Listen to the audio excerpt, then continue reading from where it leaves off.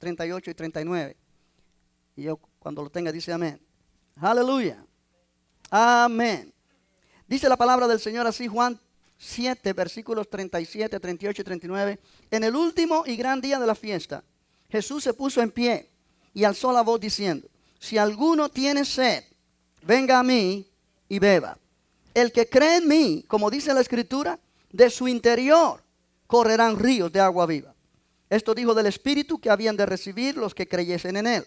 Pues aún no había venido el Espíritu Santo, porque Jesús no había sido aún glorificado. Aleluya. Padre, gracias por tu palabra esta mañana. Gracias por este testimonio tan precioso. Yo oro, Señor, que este testimonio impacte a otras personas, motive a otras vidas, para estar abiertos para recibir esta bendición que tú nos ofreces. Gracias, Señor, por tu palabra. Ayúdanos a entenderlo en esta mañana, a apropiar en esta mañana la enseñanza. Señor, úsame para poder ser ese canal de bendición para todos los que estamos aquí. Que tu palabra pueda correr y ser glorificada. Te lo pido en el nombre de Jesús. Y todos dicen amén. Puede sentarse, hermanos. Gloria al nombre del Señor. Aleluya.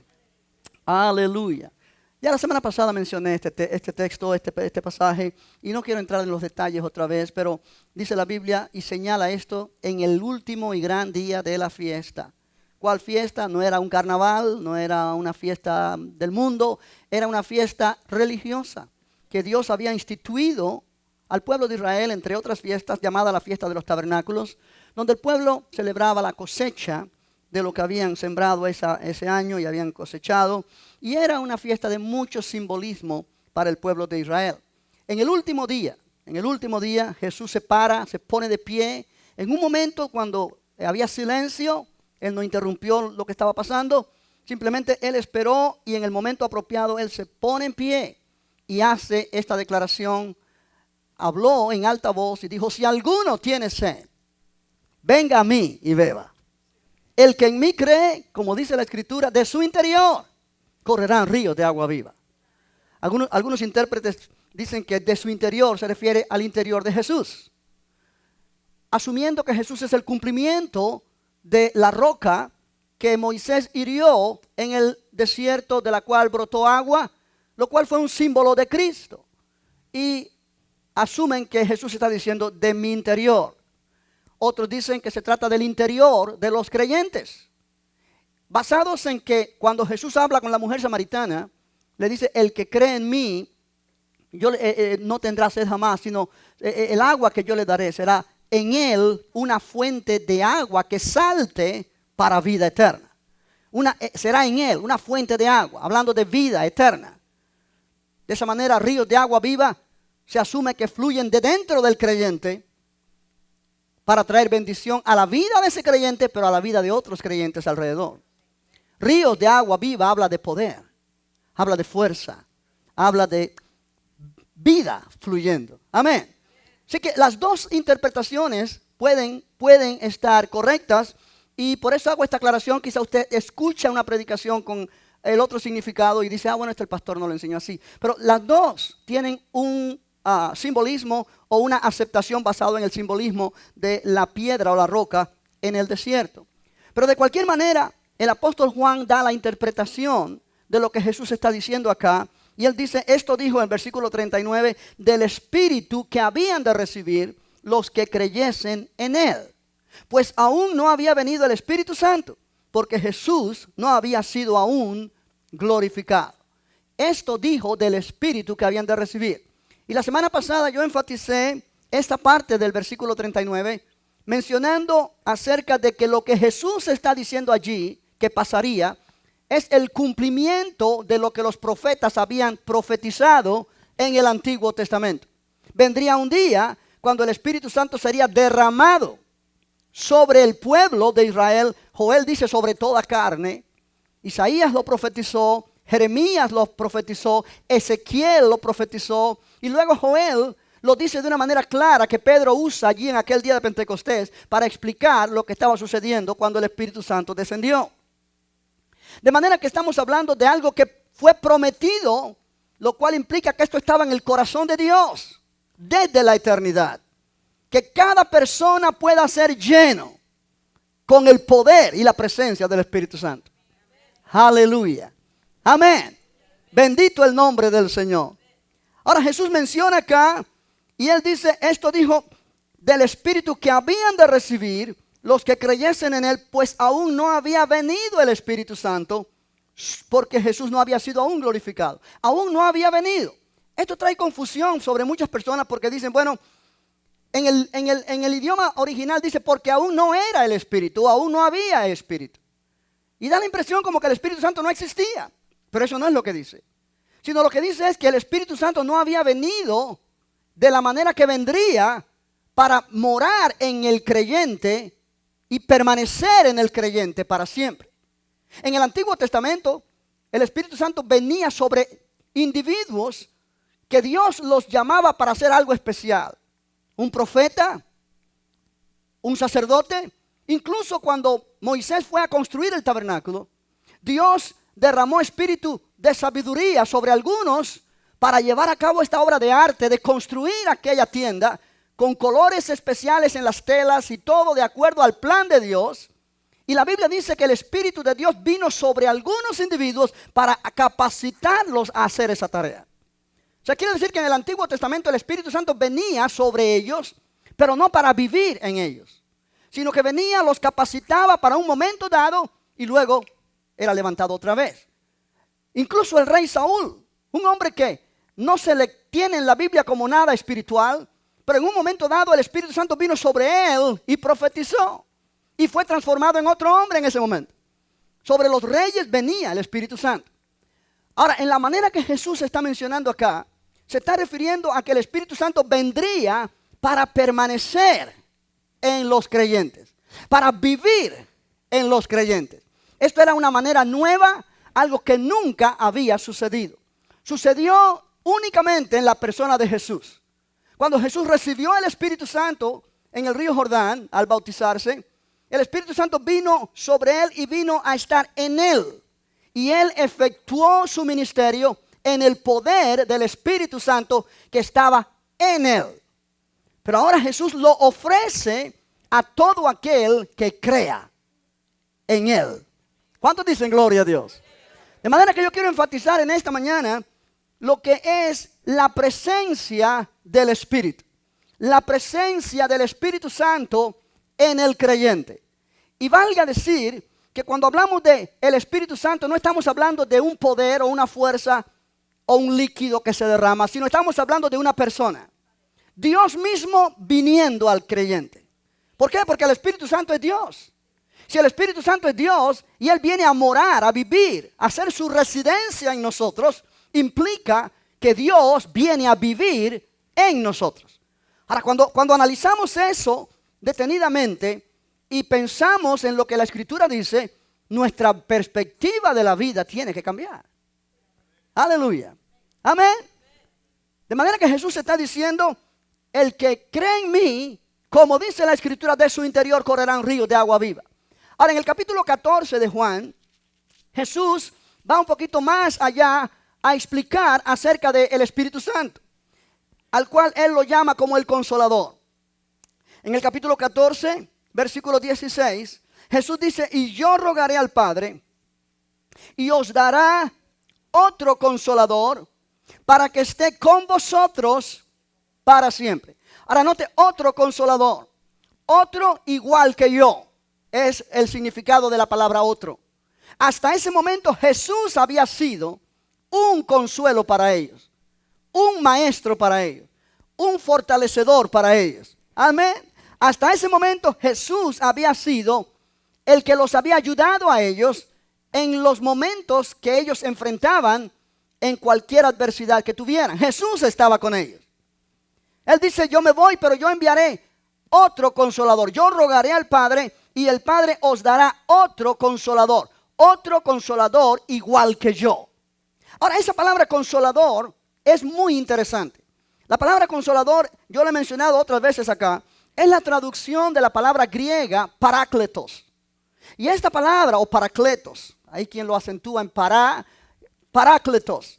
Esta palabra es muy complicada porque tiene diferentes significados que el idioma español no lo puede transmitir. ni el idioma inglés, ni muchos idiomas modernos lo pueden transmitir, pero en el idioma griego esta palabra tiene varios significados.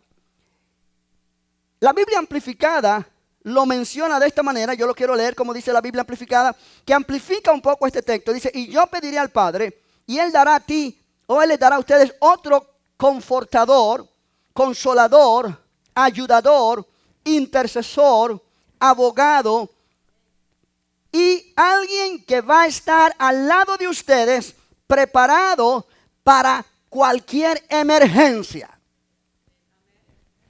La palabra implica alguien enviado al lado de uno para ayudar, como es un abogado, por ejemplo. El énfasis primordial de esta palabra consolador es ayudador. Ayudador. Pero cuando nosotros mencionamos la palabra ayudador, se nos viene a la mente la palabra ayudante. Pero el Espíritu Santo no es nuestro ayudante, es nuestro ayudador. ¿Cuál es la diferencia? La diferencia es que ayudante nos recuerda a un carpintero, a un albañil o a un plomero que tiene su ayudante. Y le dice, alcánzame el martillo. Ayudante, alcánzame el serrucho. Y el ayudante está allí para alcanzar lo que el maestro carpintero le está pidiendo. Si nosotros mencionamos al Espíritu Santo como nuestro ayudante, eso implica que nosotros somos los que estamos llevando adelante el trabajo. Y Él está para ayudarnos. Espíritu Santo, ayúdame, alcánzame eso. Espíritu Santo, ese no es el punto. El punto es que Él es nuestro ayudador y Él viene para ayudarnos en el sentido que Él va a hacer en nosotros y por nosotros lo que nosotros no podemos hacer por nosotros mismos. En otras palabras, Él es el que manda. Él dice, quítate del medio, déjame a mí dirigir, déjame a mí guiar, déjame a mí enseñar. Tú escúchame, obedéceme. Deja que yo te guíe, deja que yo te enseñe, deja que yo haga la obra. En ese sentido es que Él es nuestro ayudador. Aleluya. ¿Cuál es nuestro problema? Nuestro problema es que queremos hacer las cosas a nuestra manera y que el Espíritu de Dios nos ayude. Él nunca nos va a ayudar a hacer las cosas a nuestra manera. Él quiere hacer las cosas a la manera de Dios. Nuestro problema es que queremos funcionar a la manera del mundo y que Dios bendiga lo que hacemos. Pero Dios no trabaja de esa manera. Dios bendice lo que Él hace, no lo que nosotros hacemos. ¿Me está entendiendo? Cuando nosotros hacemos lo que Él nos dice hacer, entonces Él lo bendice. Pero cuando nosotros hacemos las cosas a nuestro capricho o a nuestra manera, Él no va a bendecir eso. Porque la mayoría de las veces lo que hacemos a nuestra manera está mal. Va en contra de lo que Él quiere hacer. O sea, cuando Jesús dice, yo rogaré al Padre y Él os dará otro consolador, otro ayudador, esa palabra incluye otro maestro, otro director, otro que va a estar con ustedes para guiarles a hacer las cosas bien. Aleluya. Ahora, en este versículo 16 de Juan 14, 17 y 18, yo mencionaba en el primer servicio, hay 3 preposiciones. Y esto es hablando de gramática, el que lo puede entender lo entiende, el que no lo pregunta al final cuando se vaya de aquí. Y estas 3 preposiciones nos dan el concepto de compañía, de intimidad, de compañerismo, de asociación, de amistad. Por ejemplo, mira el versículo 16. Y yo rogaré al Padre y os dará otro consolador, como yo le dije en el significado, para que esté con vosotros para siempre. Para que esté con ustedes. Y el versículo 17. El Espíritu de verdad, el cual el mundo no puede recibir, porque no le ve ni le conoce, pero vosotros le conocéis, porque mora con vosotros y estará en vosotros. No os dejaré huérfanos, vendré a vosotros. Note la preposición con, en y a. Todas estas preposiciones, el significado que nos dan es de intimidad. En efecto, cuando dice con vosotros, la preposición con se usa en el lenguaje griego normal para señalar intimidad en una relación matrimonial. O sea, habla de intimidad física, sexual, que es lo que más unidad describe en un matrimonio. Amén. Se está hablando de algo bien íntimo. Bien íntimo, bien cercano. Ese es el significado que esa palabra tiene. Con. De manera que Jesús está diciendo, yo rogaré al Padre y Él dará otro consolador para que esté con vosotros en íntima relación, en íntimo contacto con ustedes para siempre. Para siempre. No cuando lo siento sobre mí, no cuando todo está bien, no cuando siento un viento recio. No, para siempre. Aunque no sientas nada, aunque no entiendas mucho, aunque te parece que el problema es gigante, el Espíritu Santo está contigo porque Jesús así lo dijo. Aleluya. Amén. ¿Está entendiendo? Ahora, lo que Jesús está enseñando acá es algo que Él mismo experimentó. Él dice, el Espíritu de verdad, el cual el mundo no puede recibir, porque no le ve ni le conoce, pero vosotros le conocéis porque mora con vosotros. Ahora, en aquel tiempo cuando Él dice, porque mora con ustedes, el Espíritu Santo estaba en Jesús.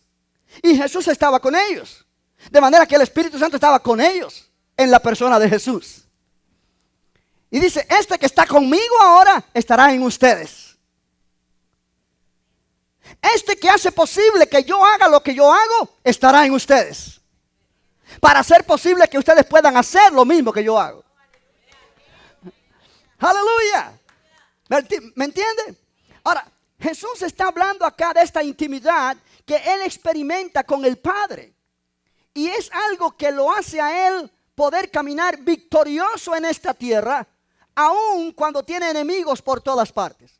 Si tú miras conmigo en el capítulo 8 de Juan, capítulo 8, versículos 29, 28 y 29, Jesús está hablando a sus discípulos. Le dijo pues Jesús, cuando hayáis levantado al Hijo del Hombre, entonces conoceréis que yo soy. En efecto, Él está hablando a muchos judíos que habían creído en Él. No solamente a sus discípulos. Y que nada hago por mí mismo, sino que según me enseñó el Padre, así hablo. Porque el que me envió conmigo está.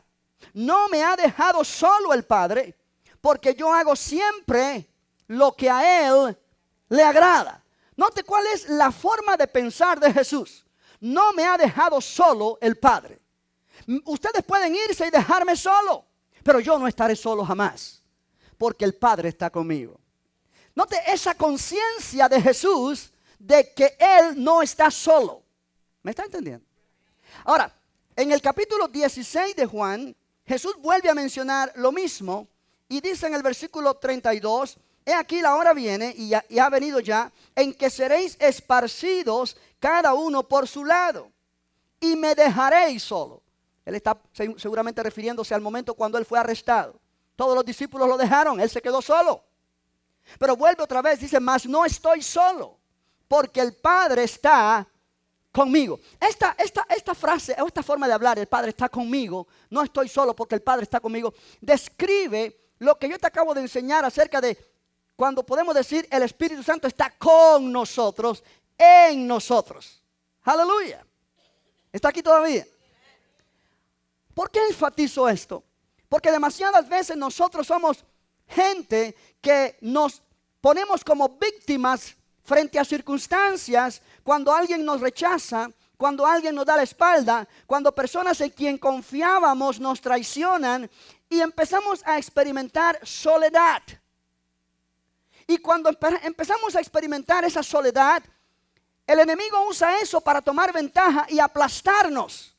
Porque en el momento que tú te pones a sentirte como víctima, tú te estás poniendo bajo el poder del enemigo. Y Dios no nos ha llamado a ser víctimas de nada ni de nadie. Él nos ha llamado a ser más que vencedores. ¿Me está entendiendo? Eso es importante. Jesús experimentó en su persona que Él nunca estuvo solo, aunque todo el mundo lo abandonó, aunque todo el mundo le dio la espalda. Pero Él dijo, pero yo no estoy solo porque el Padre está conmigo. Aleluya. El Padre está conmigo. Tú y yo necesitamos comenzar a caminar en esta forma de vida. No solamente tomar esto como una verdad teológica y bíblica y decir, ok, esta es la doctrina de mi iglesia y esto es lo que yo creo. No, no, no. Vamos a necesitar renovar nuestra mente y comenzar a pensar que no estamos solos nunca. Aunque nos sintamos más solos que la una. Una cosa es sentirme de una manera y otra cosa es cuál es la realidad. Si tú eres alguien que eres movido por sentimientos, entonces va a ser difícil para ti apreciar esta verdad. Porque muchas veces te vas a sentir solo. Te vas a sentir traicionado. Te vas a sentir rechazado. Te vas a sentir golpeado. ¿Me explico? Pero aprendamos a no caminar de acuerdo a cómo nos sentimos. No puedes dejar que las emociones te dominen. Porque entonces vas a ser víctima de tus propias emociones. Vamos a comenzar a caminar en el poder de la palabra de Dios. Y si Él dice que Él envía el Espíritu Santo, el Consolador, el Ayudador, para que esté con nosotros para siempre, entonces en el momento más terrible de tu vida, cuando te sientes muy solo, no creas que estás solo. El Espíritu de Dios está contigo, está en ti. Y entonces eso hace una gran diferencia. Pero eso tiene que estar en mi conciencia, en mi forma de pensar. Tiene que estar arraigado en lo más íntimo de mi ser esta verdad.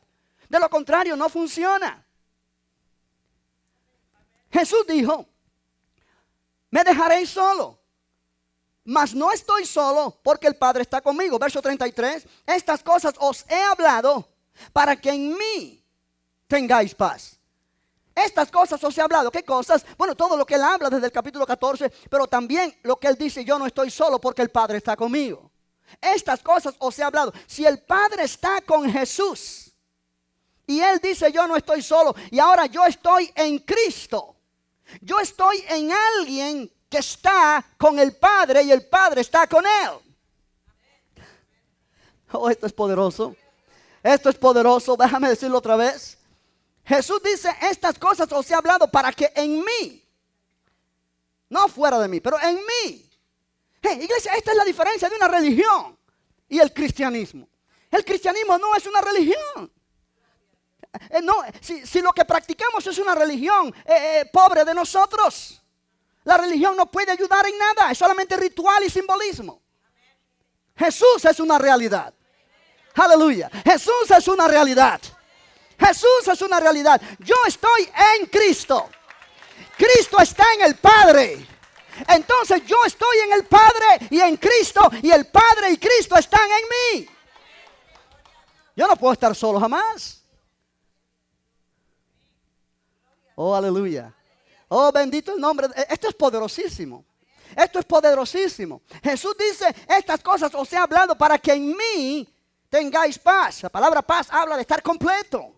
Que no nos falta nada. Pablo dice, en Él estamos completos. En el mundo tendréis aflicción, mas confiad, yo he vencido al mundo. Yo he vencido al mundo y yo estoy en Él. Y Él está en mí. Yo estoy en el vencedor. El vencedor está en mí. El que ha vencido está en mí para ayudarme a vencer toda adversidad que me quiera enfrentar para destruirme. El que ya venció está en mí. No me entendiste. El que ya venció está en mí. El que ha dado pruebas de que venció. Él fue crucificado, ya correcto. Él fue sepultado, correcto. Pero Él resucitó. Y cuando Él resucitó, Él demostró que Él venció al pecado, a Satanás, a los demonios, a la enfermedad, a los problemas, a las adversidades. Él resucitó y fue sentado a la diestra del Padre. Y yo estoy en Él. Y Él está en mí. Entonces podemos decir, mayor es el que está en mí que el que está en el mundo. Con razón Juan en su primera epístola dice, hijitos, vosotros sois de Dios y los habéis vencido. Habéis vencido a todos los poderes y espíritus contrarios. Habéis vencido ya, porque mayor es el que está en ustedes que el que está en el mundo. En mí está el vencedor.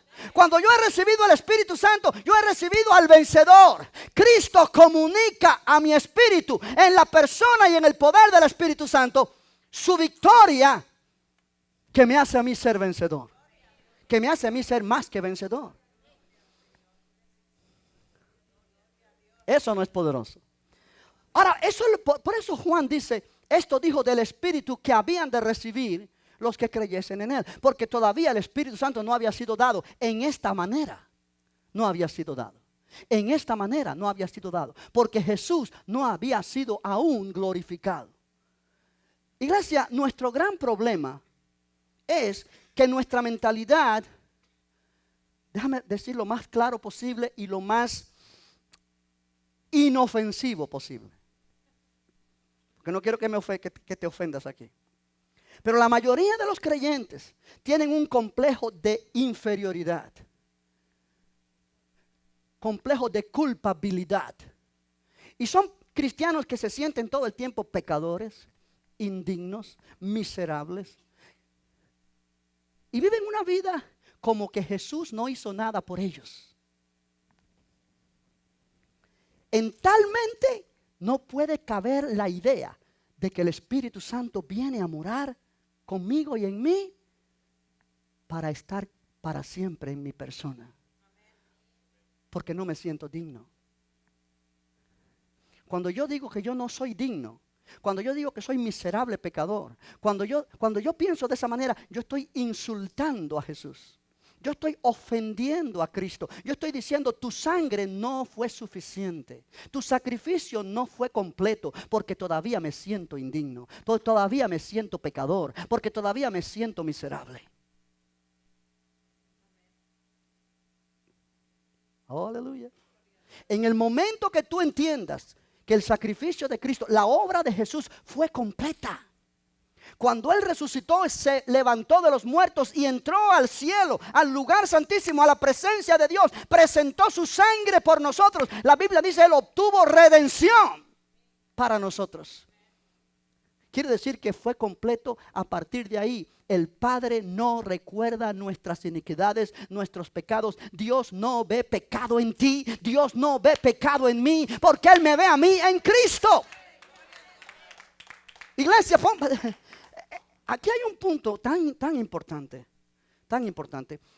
Jesús está diciendo, el Espíritu Santo vendría sobre nosotros de la misma manera que vino sobre Él. El Espíritu Santo vendría a estar en nosotros de la misma manera que vino a estar en Él. ¿Por qué? Porque nuestro espíritu sería nacido de nuevo. Y el viejo hombre sería puesto a un lado. Tú y yo somos como Jesús.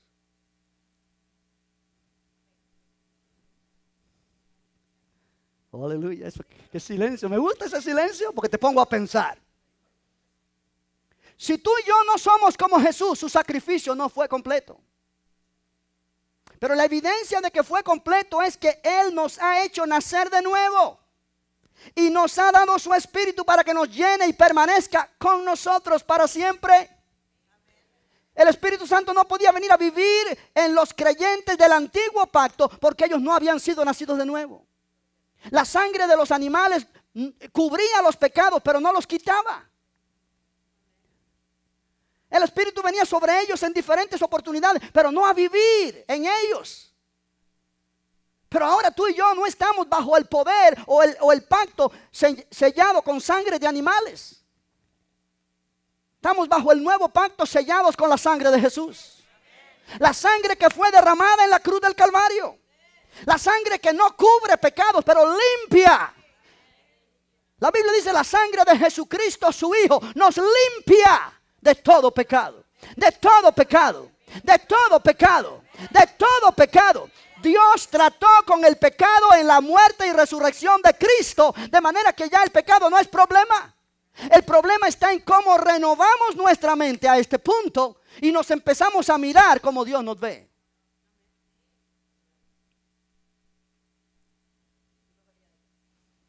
Aleluya. Somos la extensión de Cristo aquí en la tierra.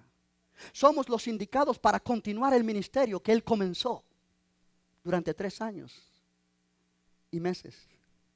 La iglesia está para continuar lo que Él comenzó. La iglesia no puede continuar lo que Él comenzó si no es igual que Él.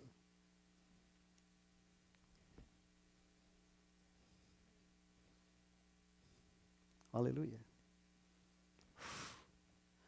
¿Me estás entendiendo? Una de las cosas que el Espíritu Santo viene a hacer en el creyente es darnos la mente de Cristo. 1 Corintios capítulo 2 los revela. Nosotros tenemos la mente de Cristo para pensar como Él pensó, para vivir como Él vivió, para actuar como Él actuó, para hablar como Él habló.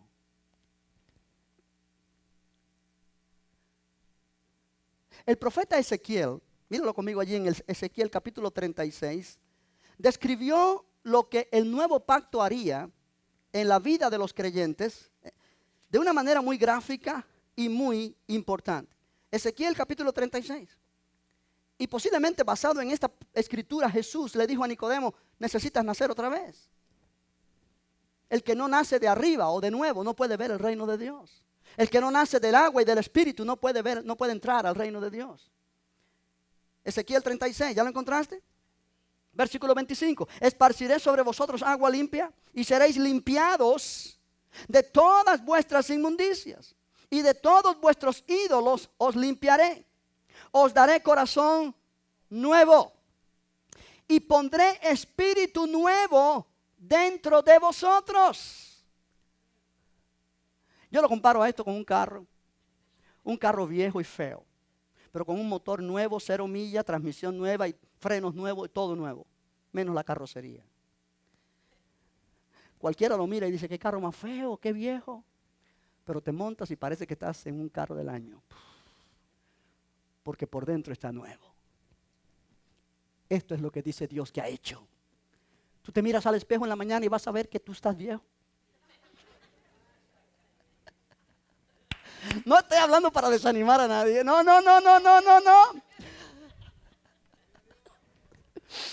Pero cuando tú te mires allí, tú dices, esa es la carrocería. Dilo, esa es la carrocería. Eso es el chasis, eso es lo de afuera, pero por dentro estoy nuevo, hermana. Mi espíritu es nuevo. 0 millas. 0 millas. De modo que si alguno está en Cristo es una nueva creación. Las cosas viejas pasaron, aquí todas son hechas nuevas. Alabado sea el Señor. Note lo que dice Ezequiel. Pondré espíritu nuevo dentro de vosotros y quitaré de vuestra carne el corazón de piedra y os daré un corazón de carne. Y pondré dentro de vosotros mi espíritu. Note que en el versículo 26 la palabra espíritu está con minúscula y en el versículo, en el mismo versículo, en el 27 está con mayúscula. El 26 habla de mi espíritu humano nacido de nuevo. Mi espíritu humano. Ahora, ¿qué quiere decir eso? Quiere decir que cuando yo no tenía Cristo en mí, aunque tenía religión, aunque tenía filosofía, aunque hacía las cosas buenas o las cosas bien, mi espíritu estaba muerto en mis delitos y pecados, separado de Dios, bajo la autoridad de Satanás. Créalo tú o no, eso es lo que la Biblia enseña. Bajo la autoridad del poder del aire. El espíritu que ahora opera en los hijos de desobediencia. Pero cuando Cristo vino a mi vida, Él me dio vida a mi espíritu. Cuando Cristo resucitó de entre los muertos, la vida con la cual Él resucitó, esa misma vida fue impartida a mi espíritu. Yo tengo en mi espíritu la vida del Cristo resucitado. Quiere decir que las cosas viejas pasaron. Quiere decir que ya soy una nueva persona.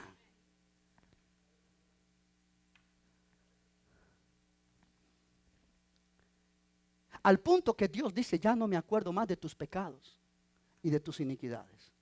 No me acuerdo. No es que Dios perdió la memoria, es que el viejo hombre murió. En la mente de Dios ya no existe. Es una nueva creación. Es una nueva creación. Es una nueva creación con un nuevo amo, con un nuevo Señor.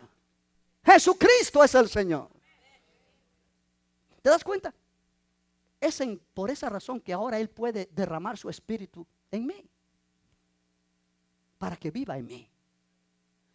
Sí, Jesús dijo que el Espíritu Santo vendría a permanecer con nosotros para siempre. Habla de permanencia permanente. O presencia permanente del Espíritu. ¿Por qué? Porque Él hizo todo lo que había que hacer en su muerte y su resurrección para hacer posible que yo fuera capaz de recibir tal bendición. Aleluya. Aleluya. Cuando tú entiendes quién tú eres en Cristo, tu vida cambia. Cuando tú entiendes este concepto, tu vida tiene que, no es que es una opción, tiene que cambiar. Porque empiezas a darte cuenta que no eres ya como eras. Eres algo nuevo en Él. Amén. Ay, pastor, pero es que todavía tengo este deseo. Ay, pastor, claro, porque todavía tienes un cuerpo, el mismo cuerpo con deseos que tenías antes. Pero mientras tú vas renovando tu mente a este concepto, tú vas llenándote de autoridad y poder para vencer los deseos de tu carne. Por el poder del Espíritu que está en ti. Él ha quitado el corazón de piedra y te ha dado un corazón de carne. ¿Qué significa eso? Que antes tú eras duro para las cosas de Dios. No querías nada con Dios. Ahora eres tierno. Hay un corazón tierno que le gusta las cosas de Dios. Es sensible a la voz de Dios. Aleluya. Aleluya. Ahora, no solamente la presencia del Espíritu Santo es permanente, pero es interna. Es en lo más profundo de nuestro ser. Él vino o vendría, cuando Jesús habló esto, a vivir en los creyentes. Dentro de nosotros. Dentro de mí. Dentro de ti. Nosotros cantamos muchas canciones. El Espíritu Santo desciende. ¿De dónde va a descender? Ya Él descendió. Él está aquí en la tierra. Y Él está en el creyente en Cristo. Él está dentro de ti. Dentro de ti. Es de dentro que Él va a ser derramado. Es de dentro que Él va a fluir. Es de dentro que Él va a manifestarse. Pudiéramos decir con mucho respeto, pero con mucha seguridad, el domicilio del Espíritu Santo es en mi cuerpo. Él vive aquí. Él vive aquí. Él vive aquí. ¿De dónde saca eso? Bueno, vamos a mirar algunas escrituras, por favor. 1 Corintios 3. 1 Corintios 3. Yo lo he mencionado en otras ocasiones, lo que estoy hablando hoy, pero yo lo estoy mencionando en una nueva, digamos, en un nuevo espíritu para este momento. Hay personas aquí que lo necesitaban oír hoy. Tú eres templo del Espíritu Santo. Tú eres templo. Tú eres templo. Él vive en ti. Él vive en ti. Iglesia, cuando tú pones esto en perspectiva en tu vida, si el Espíritu Santo vive en mí y el Espíritu Santo es Dios, Dios vive en mí. Y si Dios vive en mí, entonces eso son palabras mayores. Cuando el diablo me ataca, Él no está atacándome a mí solamente, está atacando a Dios en mí. Pero Dios en mí es mayor que Él. No tiene posibilidades. Si yo actúo en base a la palabra. Si yo actúo en base a sentimientos y cuando Él viene y me dice que solo estás, mira, todos te han dejado. Y yo digo, ay, sí, que solito me siento. Ay, pobrecito de mí. Ay, voy a hablar con alguien por teléfono para decirle cuán solito estoy. Y para que, el diablo te come. Porque tú estás actuando en incredulidad. Tú no estás poniendo en perspectiva la palabra de Dios. Tú estás contristando al Espíritu Santo. Él está en ti, pero Él está en un rincón. Iglesia, eso es lo que hacemos todo el tiempo. Yo lo mencionaba en el primer servicio.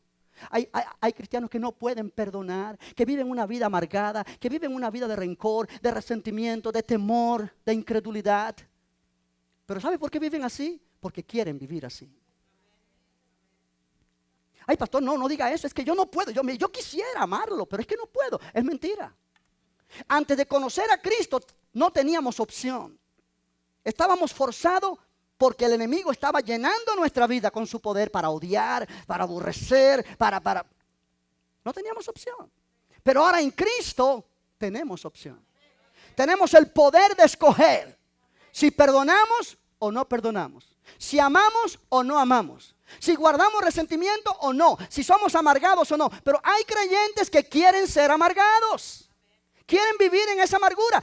Les gusta contemplar esa amargura y recomerse los hígados y decir lo que me hicieron. Y yo no puedo entender lo que me hicieron. Y mientras más lo recuerdo, más me desfiguro y más quiero hacer. Porque disfrutan eso. Disfrutan sentirse así. ¿Qué pasa? El Espíritu Santo está en un rinconcito de su espíritu, apagado, contristado, porque no le dejamos que Él haga lo que Él quiere hacer. No es que tú no puedas perdonar, tú sí puedes. Jesús dijo, perdonad si tenéis algo contra otro. Y cuando Él dice perdona es porque tú puedes hacerlo. Él no nos va a dar ningún mandamiento, ninguna orden que nosotros no podemos cumplir. Sería injusto. ¿Me está entendiendo? Es como que Él me pida que vuele. Yo no puedo volar jamás. ¿Cómo voy a obedecer a Jesús si me dice vuela? A menos que Él me ponga alas y me dé la capacidad. Cuando Él me dice perdona es porque yo puedo. Cuando Él me dice da es porque yo puedo dar. Cuando Él me dice ama es porque yo puedo amar. Cuando Él me dice haz esto es porque yo lo puedo hacer.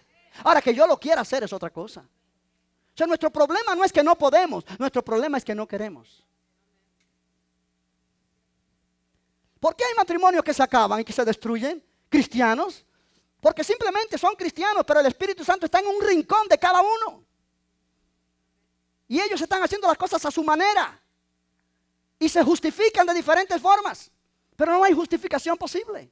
Porque ellos dieron una palabra de promesa en el altar cuando se casaron. Y están rompiendo esa promesa. Y están diciendo, Dios, tú estabas allí, pero no me importa. Yo estoy haciendo las cosas a mi manera. Ya el amor se me acabó por esta persona. El Espíritu Santo es el Espíritu de amor. Él puede dar amor donde no hay. Él puede crear amor donde no existe. Pero estamos diciendo, Espíritu Santo, quédate en el rincón. Es que a mí ya no me gusta esta persona. No entiendes, Espíritu Santo. No me ayudes. Yo no quiero que tú me ayudes. Así actuamos, iglesia. Así actuamos. Cada cual a su capricho, cada cual a su manera. Y después queremos que Dios bendiga nuestro hogar. Y hay hogares donde hay un letrerito que dice, Dios bendiga este hogar. Es un cuadrito muy bonito, muy religioso, pero es pura fachada. Porque no le permitimos que lo haga. Y entramos a ese hogar que dice Dios bendiga a este hogar y es un puro infierno dentro. Aleluya.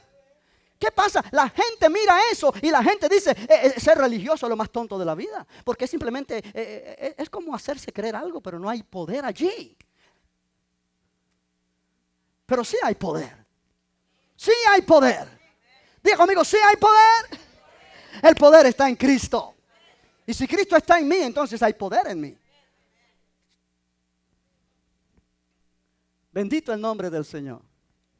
Bendito el nombre del Señor. Si tú quieres seguir amargado, tú puedes seguir amargado. Pero no le eches la culpa a Dios, ni le eches la culpa al prójimo. Échate la culpa a tú mismo. Porque Dios te ha dado a ti la habilidad de no amargarte más. Toda amargura sea quitada de vosotros, dice Efesios 4. Perdonad como Dios nos perdonó en Cristo. Toda gritería, ya, pare. Sed imitadores de Dios, como hijos amados. ¿Cómo Dios me puede imitar? ¿Cómo Dios me puede decir que yo sea imitador de Él si Él no me ha hecho como Él?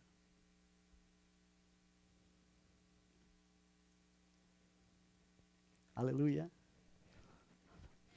Si Dios me dice que lo imite en el amor, en el perdón, quiere decir que Él me ha dado la capacidad. El Espíritu Santo ha venido para eso. Para eso. 1 Corintios 3:16 dice, ¿no sabéis que sois templo de Dios y que el Espíritu de Dios mora en vosotros? 1 Corintios 6:19 dice, aleluya. ¿O ignoráis que vuestro cuerpo es templo del Espíritu Santo, el cual está en vosotros, el cual tenéis de Dios y que no sois vuestros? Porque habéis sido comprados por precio. Glorificad pues a Dios en vuestro cuerpo y en vuestro espíritu, los cuales son de Dios. 2 Corintios 6. Mira esa otra escritura. 2 Corintios 6. Versículo 16. Aleluya. Para entrar en la conclusión. ¿Me está entendiendo? ¿Y qué acuerdo hay entre el templo de Dios y los ídolos?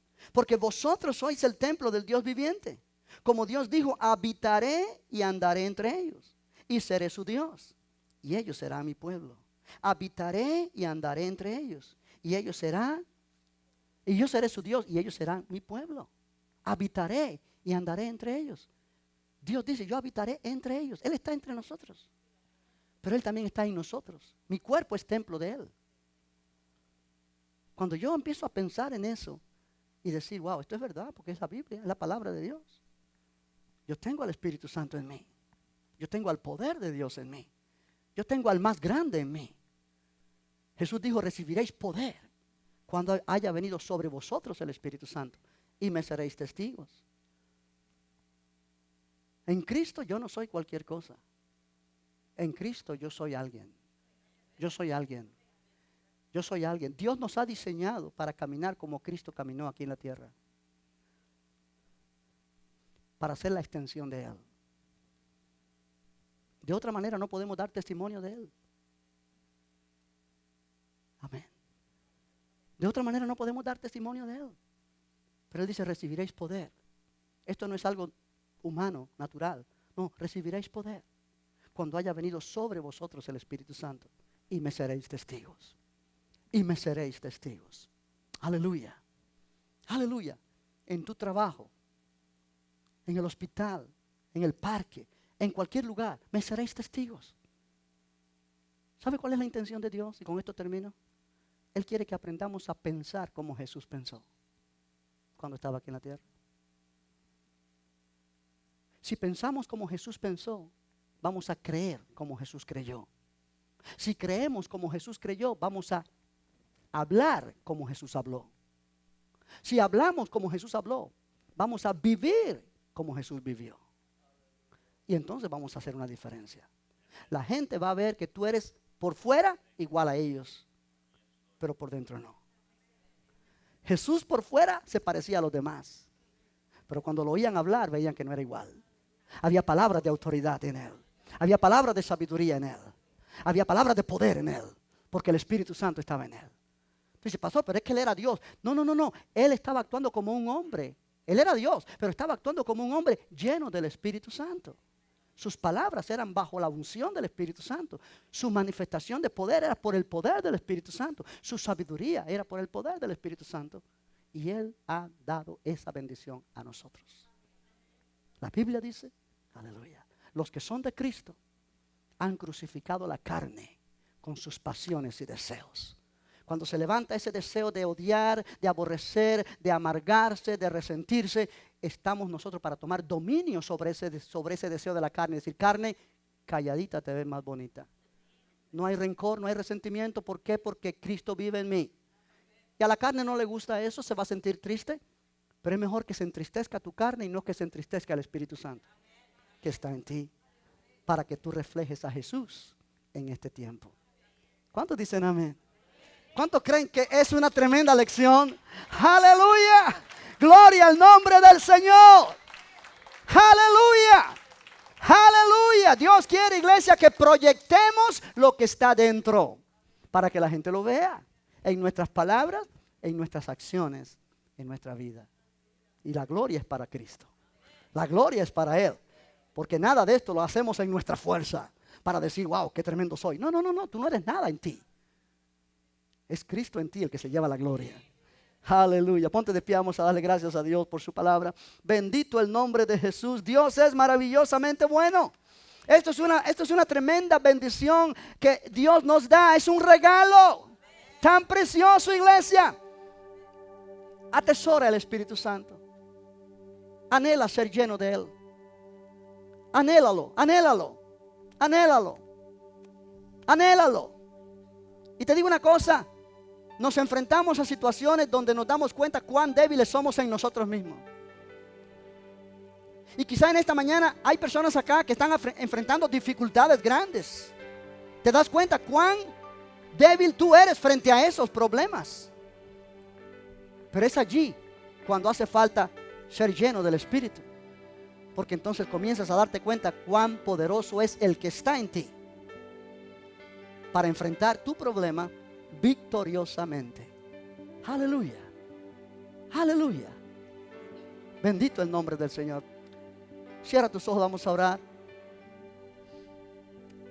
¿Cómo es mi deseo que hayan personas aquí en esta mañana que tengan el mismo deseo, sentir que tenía nuestra hermana Lolita la semana pasada? Si yo quiero eso. Yo quiero ser lleno o llena del Espíritu Santo de Dios. Yo quiero que el Espíritu Santo me posea realmente, me tome dominio sobre mí. Oh, yo necesito eso en mi vida. Mi problema es demasiado grande. Yo necesito esa fortaleza, esa fuerza interior. Mi situación es demasiado difícil. Oh, como yo necesito eso en esta mañana. Me siento tan solo, tan sola. Como yo necesito esa realidad viva en mi espíritu, en mi vida. de que yo no estoy solo porque el Señor está conmigo. ¿Cómo yo necesito esto para poder llevar a cabo la obra que Dios quiere que yo haga? Padre, ayúdanos a tomar este mensaje. Ayúdanos a ponerlo en práctica en nuestra vida diaria, en nuestros hogares, en nuestros matrimonios, en nuestra familia, en nuestros trabajos. Señor, en cada nivel de nuestra vida, experimentar tu amor, tu poder, tu gracia en nosotros, por el poder de la persona del Espíritu Santo que vive con nosotros y en nosotros. Ayúdanos, Señor, que pueda haber sed de ti, como Jesús dijo: si alguno tiene sed, y veremos tu gloria. ¿Por qué no levantas tus manos y adoramos al Señor con esta canción?